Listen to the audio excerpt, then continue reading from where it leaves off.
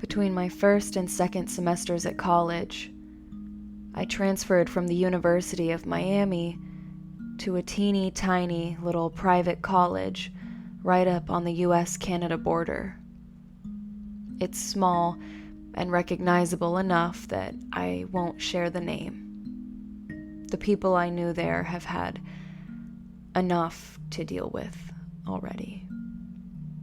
It was tight-knit, offered almost no extracurriculars besides winter sports and a few sparse academic clubs.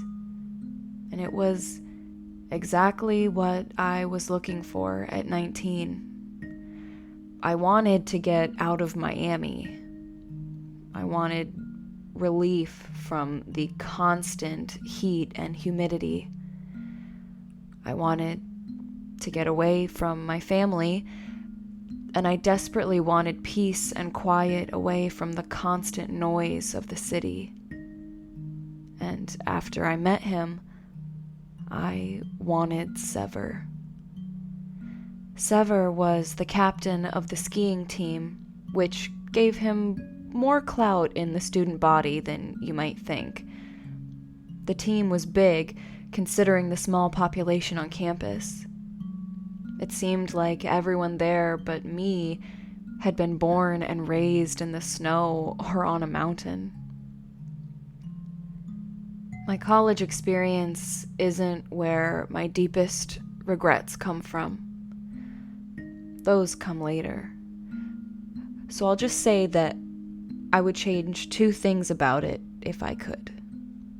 First, I would have moved up north right off instead of bothering with Miami for another few months. Second, I would have done at least the bare minimum of athletic training in the relevant sports before moving to a school populated almost entirely by winter jocks. I'm pretty sure I died 3 times over during our first few weeks of training. Some days I could barely hobble to class thanks to ski practice the afternoon before. Looking back, I'm surprised that the guys on the team didn't laugh me right out of the room when they saw me in the lineup of underclassmen hopefuls. Only guy on the entire campus probably who had a Hispanic last name. And that was just the start of how I stuck out. Maybe with somebody else in charge of the team, I would have been an uppity nail that needed to be hammered down. Not with Sever, though. Sever Zima. Man. His last name even meant winter, he told me once. He never could have belonged anywhere else. The first test that I passed on the team was probably not being one of the new guys to snicker at his name. You know how some clubs and teams are with each other, how they close ranks whenever any of their own is the slightest bit threatened. The ski guys were like that, and Sever was the team captain and the linchpin of their dynamic. Nobody even thought about fucking with him if they were smart. Sever introduced himself to the new recruits at the first practice, and the guys who hadn't figured out right off that you didn't jack with the team captain made themselves known. He didn't say anything to them right then. He had a way of speaking without saying anything aloud. Silent as the winter landscape. Those gray eyes drilling into you. God, he was and is the only man I ever thought of describing as beautiful. Even now, with everything that happened in the years since, he's still beautiful when I remember him. All sharp angles and pale skin, gray eyes and long black hair, longer than any of the other guys wore theirs. even with everything that happened, I can still remember him like that. Nothing can take that from me, at least. Sever never let anybody have it right out in the open. I don't think there were ever any real blow-ups the way you'd expect from a team and school populated by cocky athletic dudes. Not in the ski team. But people got the message, and one by one, the guys who wouldn't make it there drifted away. Somehow I made it. I like to think that he saw something in me right from the beginning, but who knows? I made the team, and I died a little bit less at each practice as my body adjusted to the cold and I started building up muscles in the right places. Altitude sickness got to me sometimes, but I struggled through. The first real conversation I had with Sever was, of course, about our names. There wasn't another Perez for probably a couple 100 miles all around campus, and something about it amused him, I think. I remember asking cheekily if I was the first brown guy he'd ever spoken to in his life. That made him laugh. It was a startling sound. Out in the quiet of the snow as we trudged back from practice with our equipment under our arms. Everything was muffled except for that laugh, and it echoed off the mountain and the trees.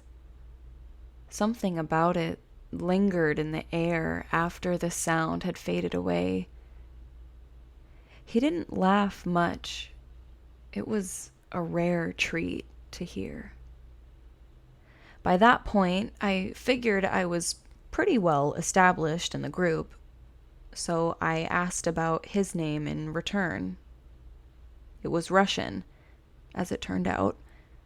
His parents and grandparents had stuck out the Cold War up here in their little cold corner of the U.S., and once that fabled wall finally came down, there had been a kind of defiant patriotism for the old country that came through in the names of their kids. Sever had a younger brother named Kolmogor. Poor kid. You ever thought about going by your middle name? I asked. My middle name is Oloyoshenka, he replied, straight-faced. So, I'm gonna stick with the one most people can actually spell. Right, I said. That explains that, then. And he gave me that little half-smile of his. And I started to fall a little bit in love with him, there in that silent snow.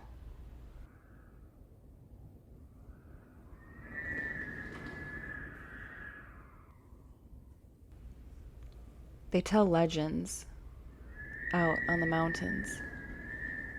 We had our share of local spooks on campus and in the nearby town, usually in the vein of jilted lovers and drunk partygoers who got caught out in the cold. But there were other things. People getting snowed in and going crazy. Places among the trees that you shouldn't go. Things that meant bad luck if you saw them. When it gets to be properly wintertime, the howling of the wind is so constant that after a while it's like you don't hear it at all. And the snow covers everything, hushing it like a hand over your mouth. It's the kind of atmosphere made for stories about isolation, about getting lost somewhere in the wilderness and finding the unknown things out there. or having those things find you. Sometimes that's where it ends. Sometimes the unknown things follow you back home.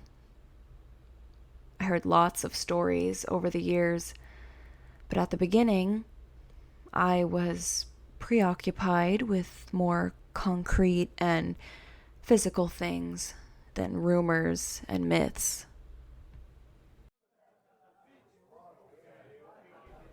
Stuff happens at an all-male school, the same way it did and still does in the military and probably at all girls' schools, and those remote little outposts all over the world where people are forced close together, and the kind of people they would desire under other circumstances are a fantasy at best.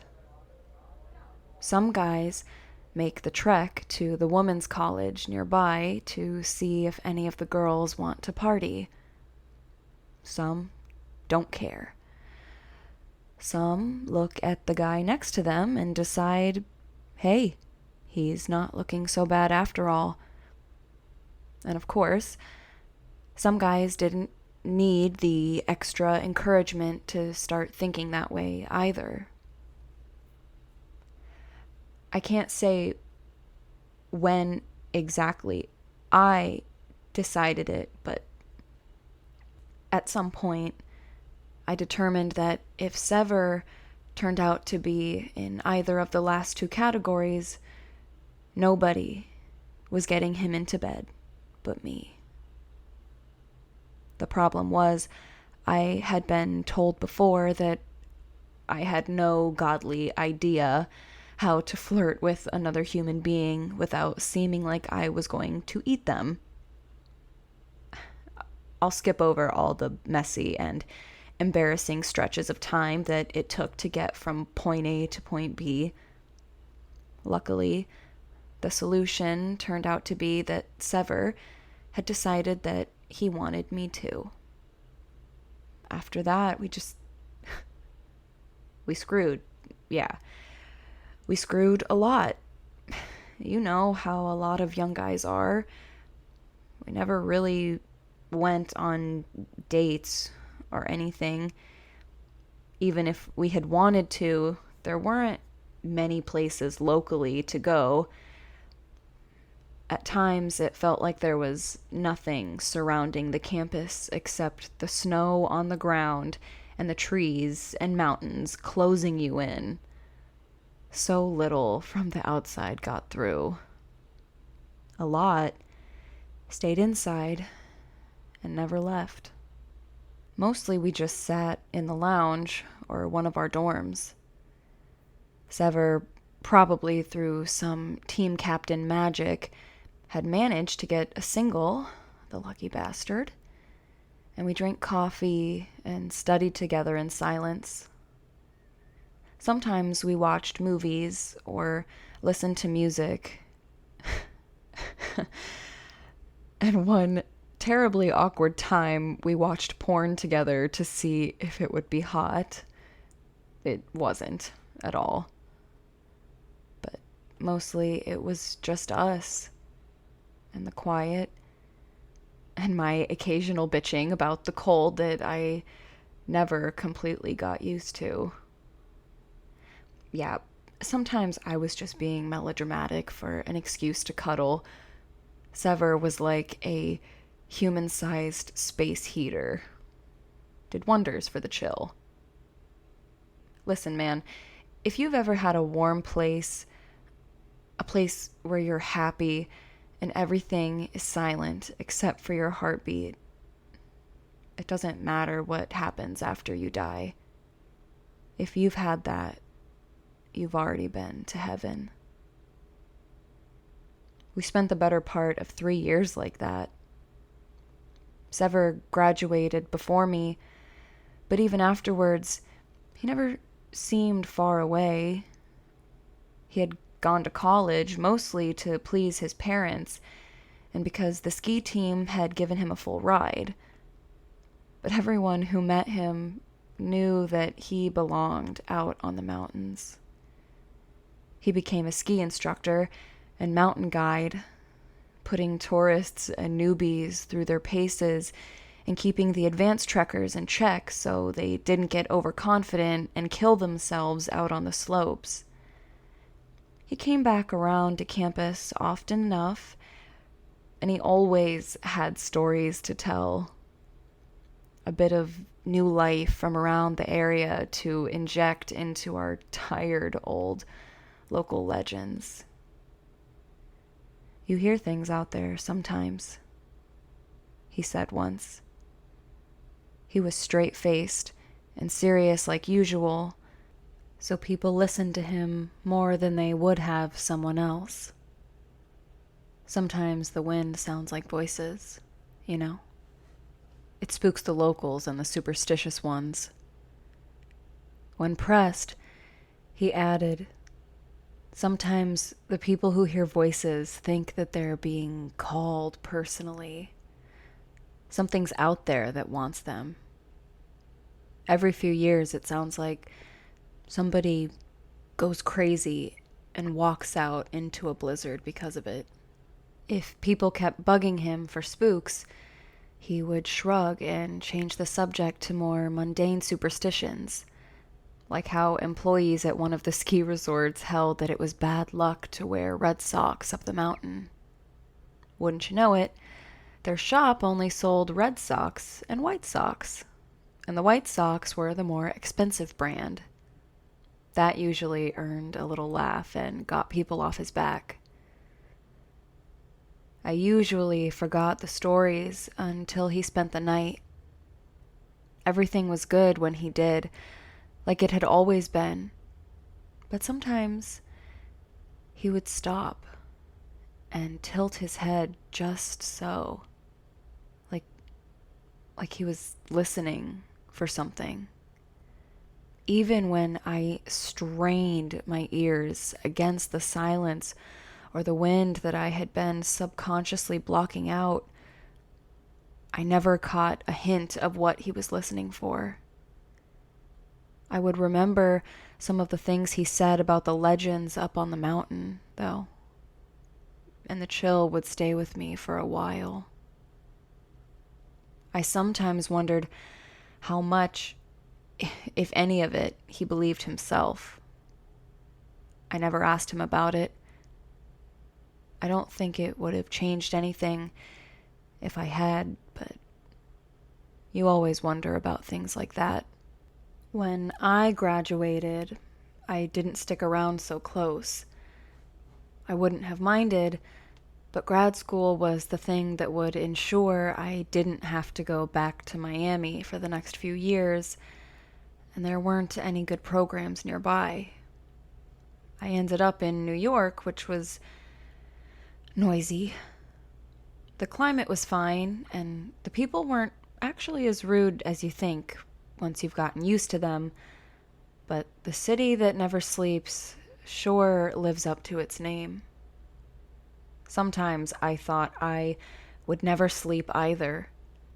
It was kind of nice not to be the only Perez around again, but I missed the wilderness and the silent snowfall.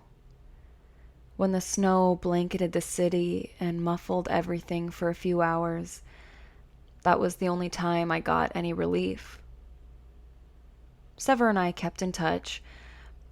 I wouldn't quite call it a long-distance relationship, since we had never officially been in a relationship to begin with, but it was probably that in everything but name. We texted and called, sometimes video chatted or sent pictures over Snapchat if we were feeling hot and bothered. I never asked if he did that with anyone else, and he did me the same courtesy. There were guys, and some girls, who came and went for me, but at some point I had realized that I would always want Sever. I kept up with his Instagram and the pictures he posted on Facebook. He wasn't a great photographer, and having seen the landscape he was taking pictures of, I can verify that his phone camera could never do it justice. All the same, I kept up. I liked to have a little window into what he was seeing.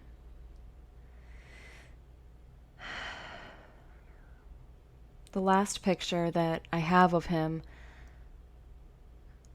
the way that I like to remember him best, is his attempt at a selfie with the slope of the mountain behind him. Those gray eyes meeting mine across time and space through the camera lens. That little half smile.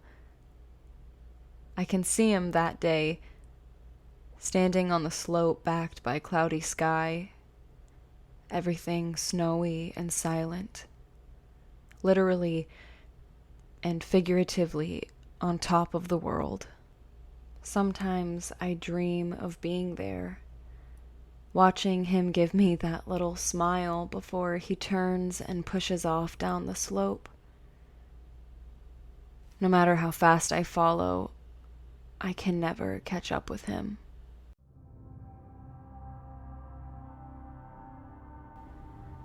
I got the call just after New Year's Day in my final year of grad research. It was the kind of thing that happens from time to time. Sometimes, nature takes a look at the people scurrying all over like they own the place, and it slaps back. All that weight the mountain is carrying just comes crashing down with a rumbling growl that everyone around can feel all the way to their core. And then there's just nothing. Not just a silence in the aftermath, but a void. The world waiting with bated breath to see what comes next. 4 people went up the mountain. Nature slapped back. Around 2 weeks later, only one crawled out of the devastation the avalanche had left. The guide. Sever. One of my buddies from the ski team who had stayed in the area called me. Sever was in the hospital after being picked up by the rescue team. He was frostbitten, starving, and suffering injuries from some kind of wild animal attack. He was delirious. He kept asking for me. I dropped everything, of course. I sent a few emails to the people who needed to know that I had an emergency to attend to, and I was back home within a day. Ed, the buddy who had stayed in the area and now worked with the rescue and medical teams staffing the mountain, pulled some strings so that I could visit Sever in the hospital despite not being family. He had calmed somewhat by the time I got in to see him. He drifted in and out of consciousness and didn't always seem to know I was there, but I held his hand, and I like to think that it helped a little. Considering what he had been through, his injuries were surprisingly light. There would be some scarring on his cheeks and lips from frostbite, and he had lost a couple toes, but that kind of thing happened to people all the time out here. The malnutrition he was suffering was what worried the doctors the most, I think. He'd been out there 15 days with just a few trail snacks to keep him going. Ed had mentioned that Sever had probably run afoul of some kind of wild animal trying to catch it for food when it happened by. That explanation seemed odd to me, given the situation, and so did Sever's injuries. I'd seen the aftermath of a few different kind of animal attacks back in Florida and up north, and Sever's scratches and bruises didn't look like any of them. They were too shallow, too small compared to what you expected to see left by claws and teeth. He had a proper bite, too, covered by a bandage on his shoulder. I didn't get to see it, but Ed, who didn't seem to take patient confidentiality too seriously when it concerned people he knew well, had hinted that there was something odd about the bite, like the rest of the injuries. I didn't think too hard about any of it, really, even the strange parts.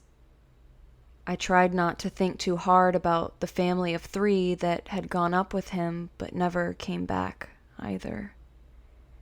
I was just glad that Sever was alive, in that quietly selfish way people are when one of their loved ones has been luckier than someone else's. It was another day before he came around enough to be coherent when awake. Nobody was too keen to bother him for anything other than what details he could give that might point them to where they could find the remains of the family he'd been guiding. He confirmed that they were dead, but he just couldn't say where they might be found. That wasn't too unusual. What was unusual was that Sever kept coming up with reasons why he couldn't explain better, and his story kept changing. Inclement weather would make searching dangerous. The remains, wherever they were, had probably been scattered by wildlife by now. He had gotten turned around after the avalanche and didn't even know where they had been. He couldn't remember things exactly. He was too hungry to think. Any of these things on their own would have been fine, maybe even all of them, if Sever hadn't been acting so off. I didn't know how else to think of it. Everyone sensed it, but nobody pressed him. We brushed it off as shock. He'd never had a disaster on his hands before. A lot of instructors and guides never saw something of that scale in their entire career, and Sever was only a few years into his. You didn't easily recover from 3 people losing their lives on your watch, even if there was nothing you could have done about it. I think maybe we all had some sense that it wasn't just shock, but none of us were superstitious enough to really chalk it up to anything else. There were signs, but we ignored them. I don't think there was anything we could have done, but all the same, we ignored the signs. Everything Sever could be coaxed into talking about would always circle back to the same thing: the hunger. He was always hungry. He was starving. And yeah, he was literally starving after spending 2 weeks trapped in a cave by ice and snow and debris, so, of course, nobody made anything of that at first.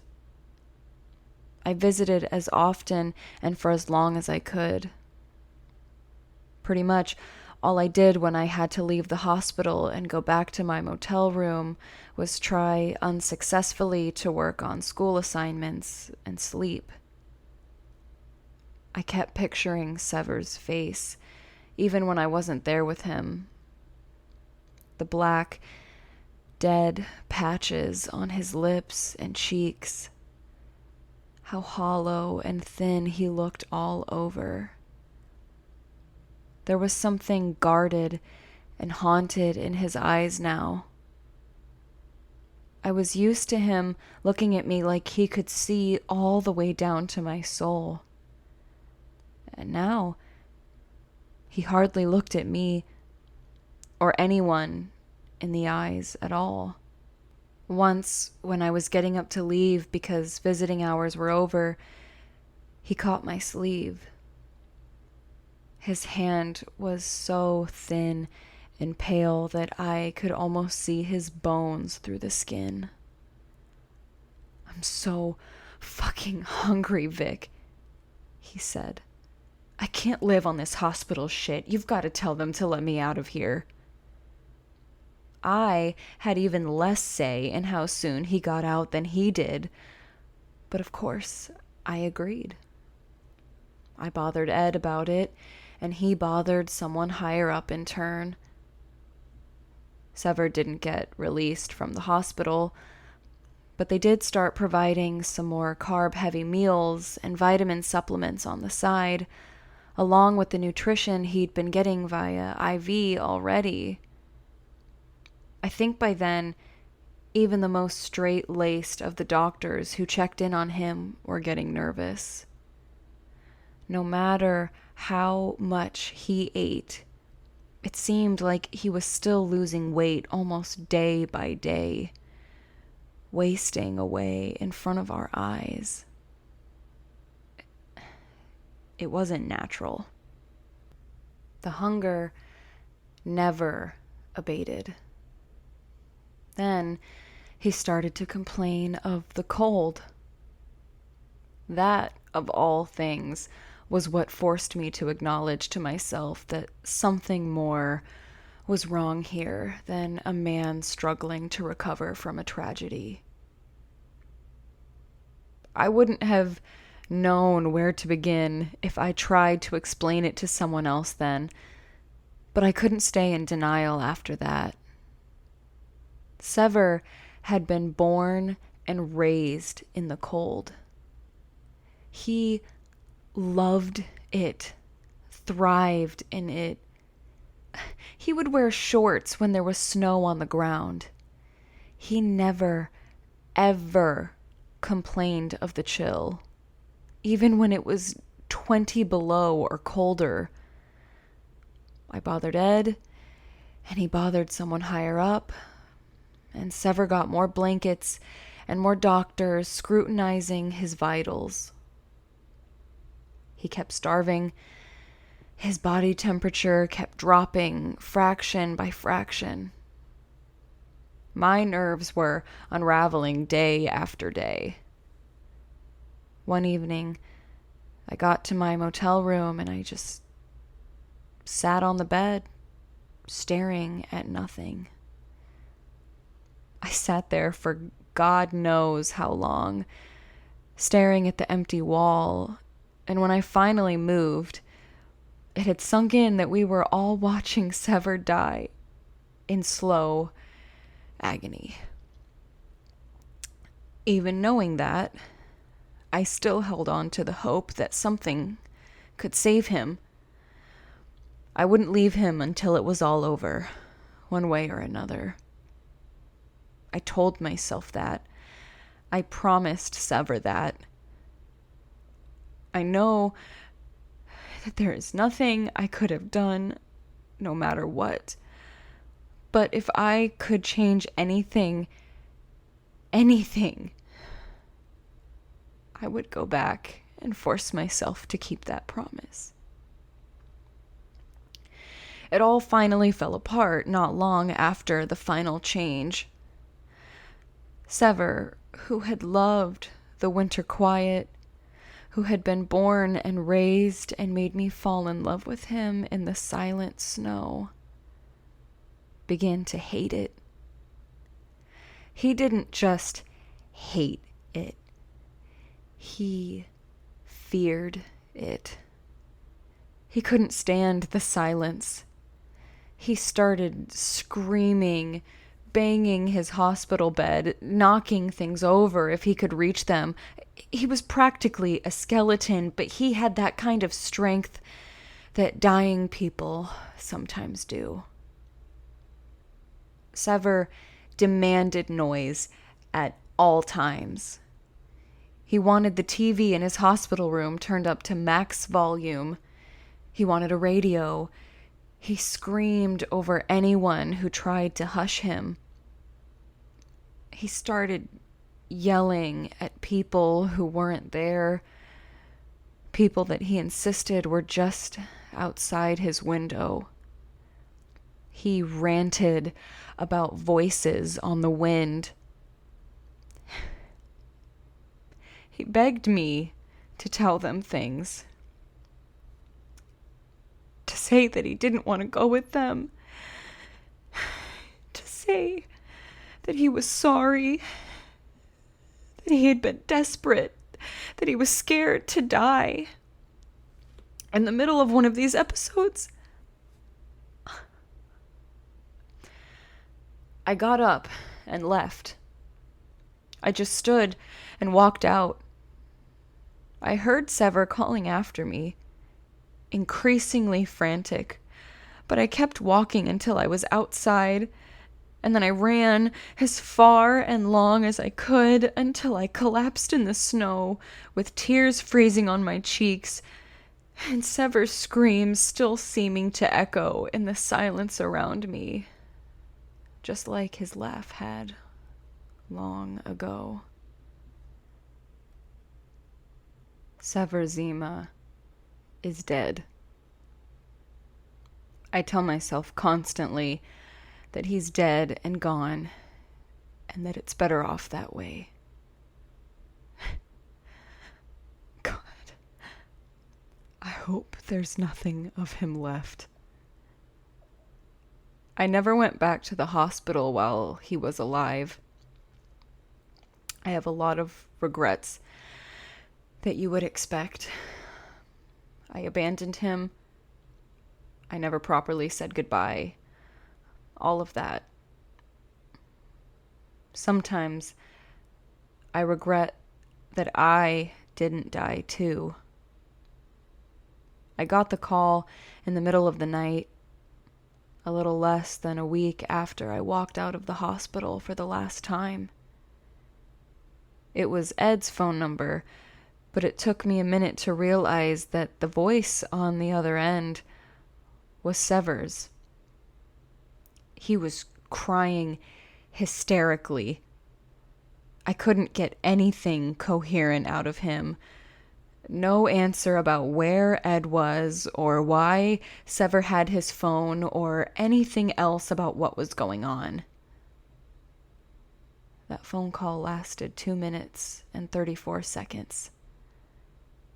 Around 2 minutes of Sever shrieking and crying, and then someone yelling in the background. A crunching and tearing noise. And then the call abruptly ended. So of course, I, dumbass that I was and am, got out of bed, bundled up, and booked it to the hospital. Something that always gets me when I think about the whole fucked up situation is that, in a lot of ways, I got off easy. I never made it to the hospital. I never got to see what Sever did when that awful, endless hunger finally won. The police and their cleanup crew found most of Ed. The top half of him, at least. But all that was left of the attending night nurse that Sever attacked before Ed intervened was shredded clothing and viscera. People who weren't there tell stories about it. But the cops who attended the scene and the guys who had to clean it up never do. Makes you wonder what else they saw that was even worse. Me, though, I never saw any of it. I only made it to the parking lot. I only saw Sever. He was staggering around the lot, dragging something that, in hindsight, I'm pretty sure, was the other half of Ed. He'd gotten taller. A lot taller. Either nobody noticed it happening because he spent the preceding weeks confined to a hospital bed, or it had been a sudden thing. He was still horribly thin, skin sticking to every angle and curve of his bones. The wild mess of his hair kept me from seeing his face clearly, but his mouth. At first, I thought he was grinning. But after turning that image over and over in my mind in the years since, I think that he just couldn't close his mouth. I think there were too many teeth. I froze in place when I saw him, but that didn't keep him from seeing me. He lurched towards me, and a gust of wind that cut straight through me to chill to the bone whispered my name.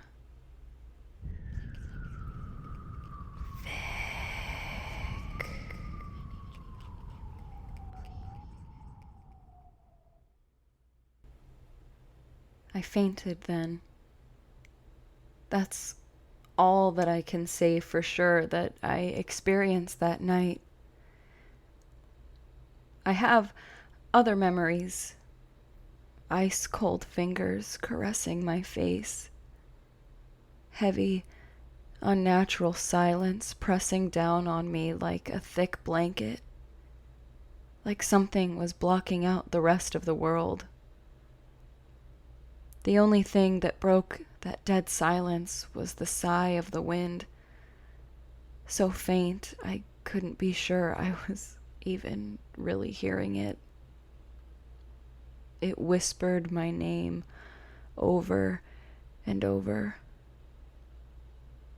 There were drag marks and a blood trail in the snow when the police got there and found me. But Sever left no footprints. When the blood grew lighter and lighter and finally tapered off into the tree line past the edge of town, there was nothing else to follow. Maybe there was a scent police dogs could have picked up. Maybe not. Our little town didn't have a canine unit, and the snow never let up long enough for a thorough search to be possible before any trail was long cold. The official story ends there, with a little epilogue tacked on about the human remains found in a mountain cave once the spring thaw came. The family of 3 that Sever had been guiding when the avalanche trapped them. From what I heard, it had been so long by then that the exact cause of death was difficult to determine, but it probably wasn't exposure. Some of the damage on the partially eaten bodies could be linked to the mountain wildlife, but not all of it. They tell stories up in the mountains about what happens to people who get trapped in the snow. The things some will do to survive, and the price they pay for it. In public, everyone says that Sever is dead. He lost his mind and ran out into the freezing cold night after his wild outburst of violence. These things just happen sometimes up in this part of the country. I want Sever to be dead, but nobody ever found his body. I've stayed in New York City these past few years.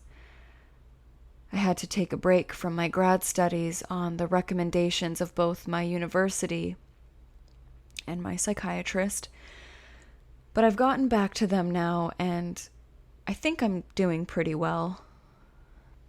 The noise of the city keeps me awake at night, but I need it. Just like Sever before he died, I can no longer stand the winter silence. when the snow falls and things get too quiet, I hear a voice on the wind and a tapping on my windows like someone asking to be let in. I had to leave my last apartment because I disturbed the neighbors, yelling at that voice to leave me alone. These days, I just try to ignore it, but sometimes I can't help but respond. Sometimes I just have to shout over it, to tell it to go the hell away and stop pretending to be somebody that I loved. But sometimes, when it goes, I beg it to come back.